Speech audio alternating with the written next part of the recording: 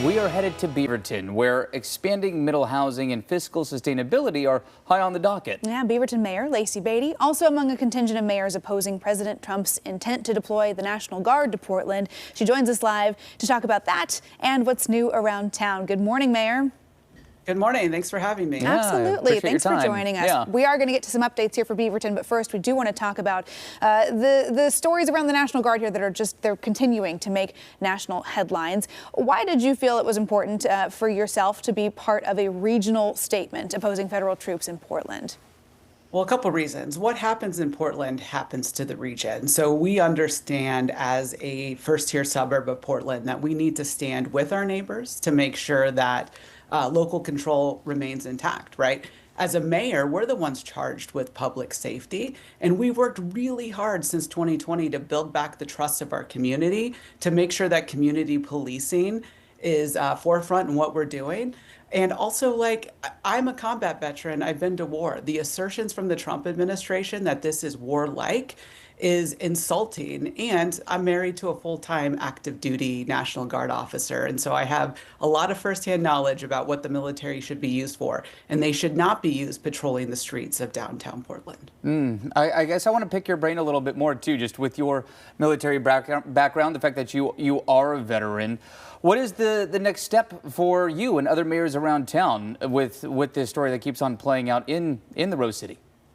We met with Congresswoman Bonamici last night. The mayors have collectively met with the attorney generals. The reality is that cities aren't really well equipped to take on lawsuits of the federal government.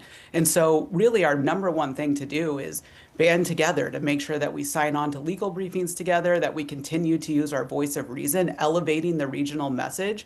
Portland is on the rebound. People are visiting downtown. And most importantly, I want people to remember this is detracting us from the real issues that we are trying to solve regionally, which is build housing and address our homeless issue. And every time that we have to divert resources, time, and energy to fighting something that is fake, like a self-proclaimed war from the President of the United States, this is starting to feel more like an invasion of Portland than aid. And if the federal government wants to help us, we want that. We want help with roads. We want help with housing. We want help with addressing the homeless population that's exploding. That would be help. Do you want to bring 200 National Guard soldiers here to build housing? The military is equipped with military engineers to help us do those things. That kind of help, I think, would be welcome to the region. And it's interesting, too, when you have the president saying things like the city of Portland is on fire, describing the city as a hellscape. There are so many mixed messages that people outside of Portland are receiving. What would you say to your constituents in Beaverton who, even though they live just a few minutes from us here in Portland, maybe haven't been to the city in a little while? What do you want them to know about the situation in Portland right now? Well, I'm sidelined from a knee injury, so I didn't get to run the Portland Marathon yesterday, but I went down to cheer on some friends that are running, and Portland is looking good. Go downtown. I really want you to hang out in Beaverton because I do think it is the coolest city. But for the next few months, let's support Portland. If you have a little extra money in your budget, visit a restaurant. We need to make sure that our economy stays intact right now. It's the most important thing because what the president is trying to do is drive division. So make sure you're telling your residents and your neighbors and your friends in your social media circle, Portland is not actually on fire. And we're talking about an ICE facility that is like one block in a gigantic city. Even the Portland police chief did an op-ed and has gone on the news reaffirming the same things. Let our local police do their jobs. That's what you elected local government to oversee that to do.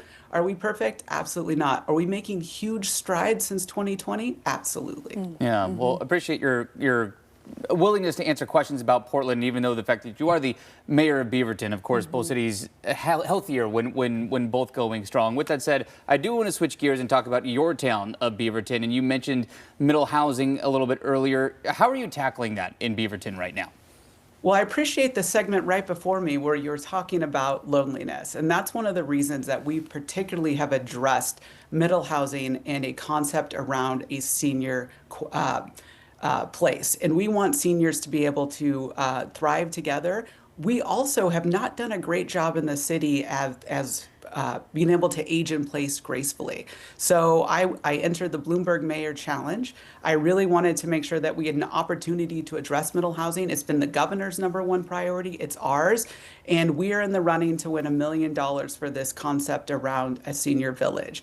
And we're super excited. There's 30 global cities. We are only 10 in the United States are in the final run here. So we are pushing all envelopes, thinking outside the box to get middle housing built. Well, we certainly hope that Beaverton can come out on top in that contest. Absolutely. That would be fantastic. It comes at a time when cities all over our area are feeling the strain from rising costs across the board.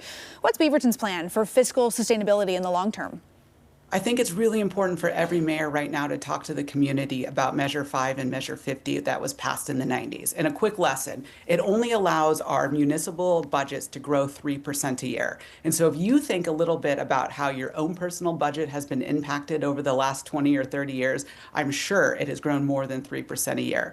And so we are collectively trying to work with the state to make sure that our resources are adequately addressed right now, but it is getting difficult and more difficult for us to do that. We're not alone. Almost every major city in Oregon right now is facing a deficit between $3 and $10 million structurally every year, meaning we can't just cut our way out of it.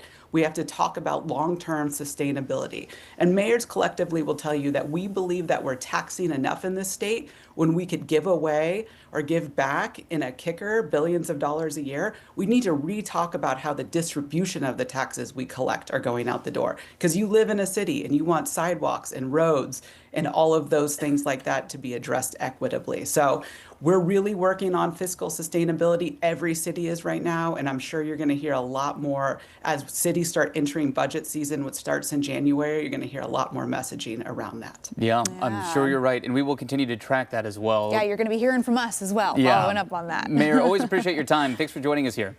All right, thank you. Yeah, thank you. And you can check out this interview as well as all of our Mayor Monday segments, along with this story by checking it out on coin.com. All right, it's